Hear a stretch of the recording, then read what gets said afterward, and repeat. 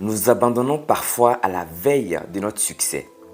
Nous abandonnons parfois, nous baissons les bras parfois à la veille de notre succès. Le parcours des éléphants de Côte d'Ivoire doit nous enseigner énormément de choses.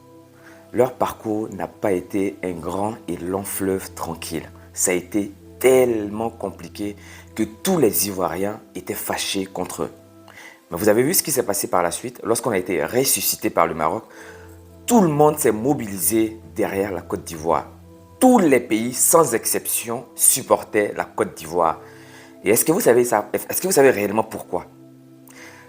C'est cette résilience qui a permis à la Côte d'Ivoire d'être là où elle est aujourd'hui.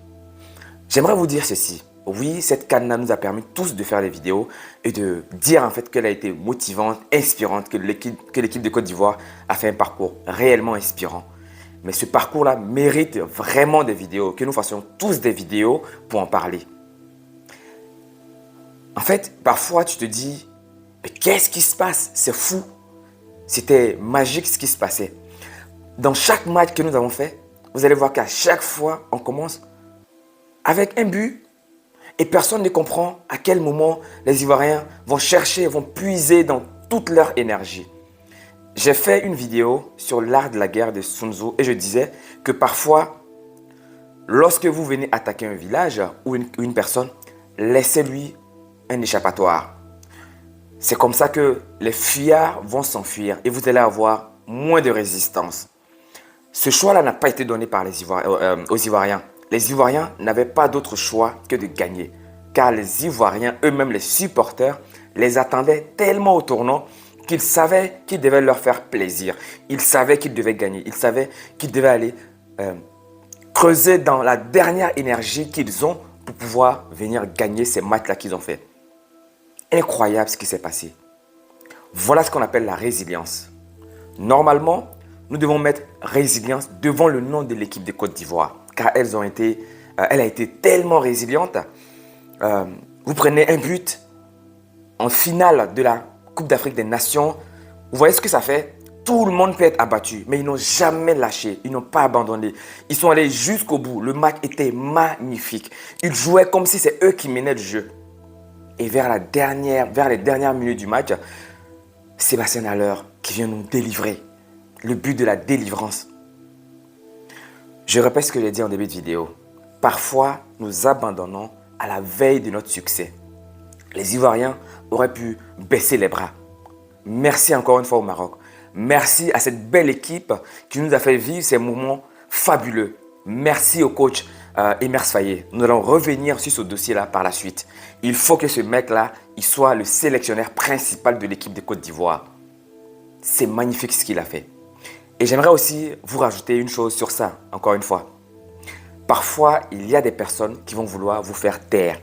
Il y a des gens qui ont naturellement un aura, de par leur présence. Si vous êtes ce genre de personne-là, exprimez-vous. Ne laissez pas les autres éteindre votre aura. C'est ce qui s'est passé pour Emers Faye. Il a juste fallu qu'il fasse l'erreur de lui donner le flambeau, le lead du capitanat de la sélection ivoirienne. Et il a montré de quoi est-ce qu'il était capable.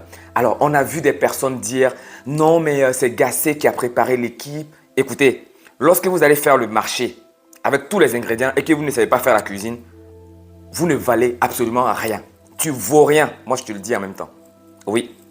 Si tu vas faire le marché et que tu ne sais pas faire le mélange, tu vaux rien. Et Emers Faye était le cuisinier de l'équipe de Côte d'Ivoire. Même si c'est Gassé qui a ramené les joueurs, c'est Emers Faye qui a cuisiné le super plat qu'on a vu. Il était succulent en tout cas. Nous avons tous vu l'exploit qu'il a fait. Tout le monde était au bout du trou. On était tous abattus après la défaite. Cette défaite qui nous a coulé 4-0. On sortait de là et aujourd'hui, on est vainqueur de la Coupe d'Afrique. Notre troisième Coupe d'Afrique des Nations. N'abandonnez pas. Parfois, vous abandonnez à la veille de votre succès. L'équipe de Côte d'Ivoire a refusé d'abandonner à la veille de son succès. Elle est allée jusqu'au bout avec les supporters ivoiriens derrière. Je vous remercie également les Ivoiriens. Franchement, du fond du cœur, je vous dis merci. Vous avez donné l'envie de regarder du football. Le football a pris une dimension. Toutes les stars planétaires étaient sur le territoire, sans exception. Tout le monde voulait regarder. Je pense que les dernières stars à rejoindre la bande, c'était Big Flo et Oli. Tout le monde voulait regarder cette CAN-là. Merci au président de la République. Mine de rien, on doit lui dire merci. Merci au Premier ministre Begré Mambé qui a fait un boulot génialissime sur la dernière ligne droite de cette CAN-là. Les Ivoiriens, on peut être fiers de nous. Cette CAN, on l'a organisée, on en a fait ce qu'on voulait.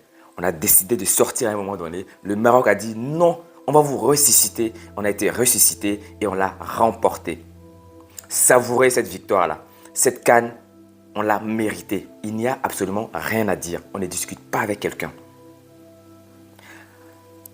En tout cas, prenez soin de vous. J'espère que cette vidéo-là va réveiller en vous quelque chose. J'espère qu'elle va être révélatrice de certaines impulsions. Et si vous avez abandonné, abandonnez. Si vous êtes fatigué, rentrez chez vous. Mais nous, on est là.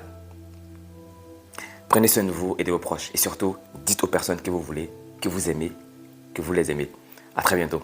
Au revoir. La Côte d'Ivoire, inspirante terre d'hospitalité, reçoit l'Afrique. Jour de fête. C'est quoi? Et vous savez